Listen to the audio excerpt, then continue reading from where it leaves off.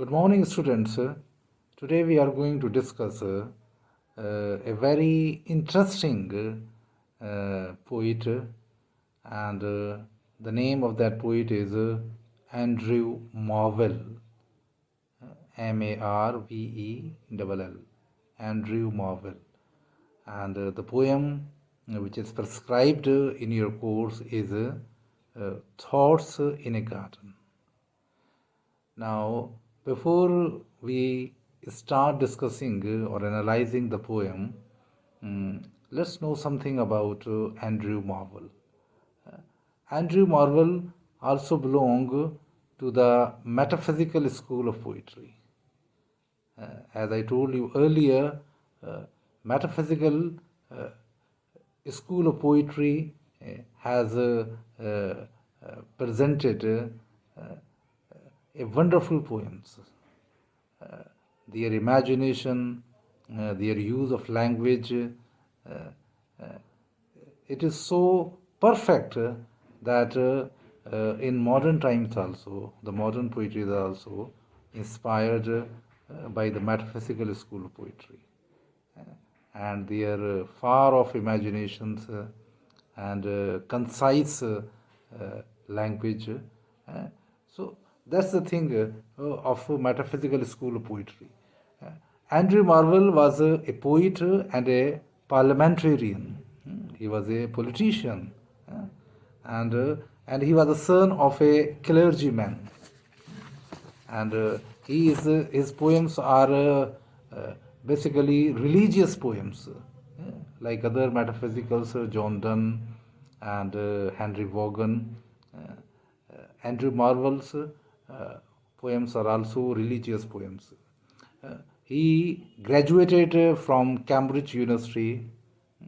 He is known for his satires and controversial tracts, the writings he has written. He began writing when he was still at the university, but majority of his poems were published only after his death. So that is the dilemma. Like John Hopkins, the modern poet, the Victorian poet, but he belongs to the Victorian age, but his poetry is also modern. Is by nature and by the themes, by the experimentation he has done, John Hopkins. And I hope that in the third year you will read his poems.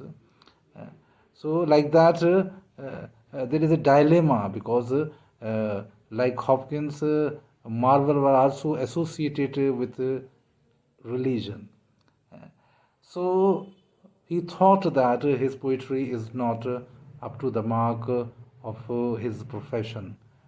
So that's why that these poems were circulated privately among his friends, and only after his death they were published in the form of a volume. Now, the symbolic meanings in the Bible are also used in the form of metaphysical conceits by these metaphysical school of poets. Now, this is the introduction of Andrew Marvell. Now, look at the poem Thoughts in a Garden. Thoughts in a Garden is one of the best poem, one of the best English poem written about the charm of a garden. In this poem, the poet stresses the joy of solitude and peace in the garden. That we feel quite relaxed among trees or in the garden. But the poem does not end with the description of the beauty of garden. The poet takes us, transcends us from earthly garden to heavenly garden. And in the end, the poet compares God with a skillful gardener.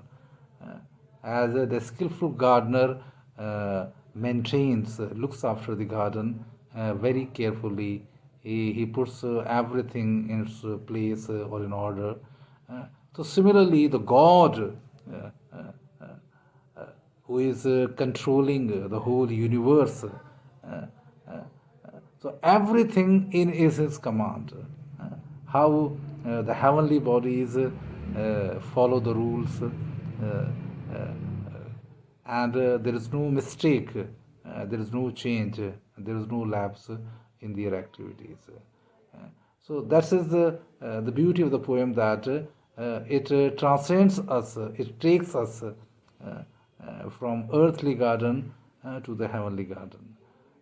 The poem begins with the human being's ambition to acquire or to possess things.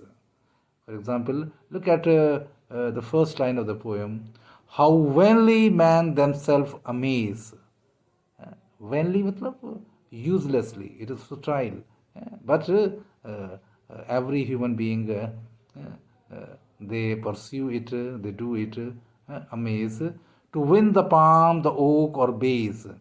These are the symbolic, they are the gardens. Some have, you can say, the field of palm, some have the field of oak. These are all trees' names. And their unceasing labor see, and they continuously try to acquire and possess things. So here the poet is quite critical about the materialistic approach of modern man, that whole their all their efforts are in this direction to acquire the things, crown from some single herb or tree. So they try to collect, to acquire individual things, whose short, narrow words shed. But whatever the things you acquire, in comparison to universe, in comparison to the world, it is very narrow. Does prudently their toils upbraid, and it is their effort, it is their try, that they want to upgrade their things, the things which they are in their possession. While all flowers and all trees do close to weave the garland of repose. But if someone want to live happily, then without coordinating with others, you cannot live with it, because all the things you cannot take, you cannot, you can say that you can put and use it yourself, because on many things we are dependent on others. Although we are self dependent, we can do many things by ourselves, but we cannot do all the things by ourselves. So that's why that we are dependent on others, and we should think it that the life is in coordination. In the successful person is that person who coordinates the things of life, the events of life. But in today's society, I think this poem is quite relevant in the modern context, because the more and more human beings are progressing, they have become individualistic. They have become more possessive in comparison to the previous ages. But if we want to enjoy life, then we should share our things with others. I think it is a very good message to the modern man. Now, this is the first stanza of the poem. Now, in the second stanza, he personifies many things. Fair quiet, have I find thee here. The quiet, he compares, and innocence thy sister dear. And he compares, he personifies quiet as a person, and her sister innocence. Mistaken long, I sought you then in busy companies of man. So innocence and quietness we search in busy companies of man. Your sacred plants fair below, only among the plants will grow. Society is all but rude to this delicious solitude.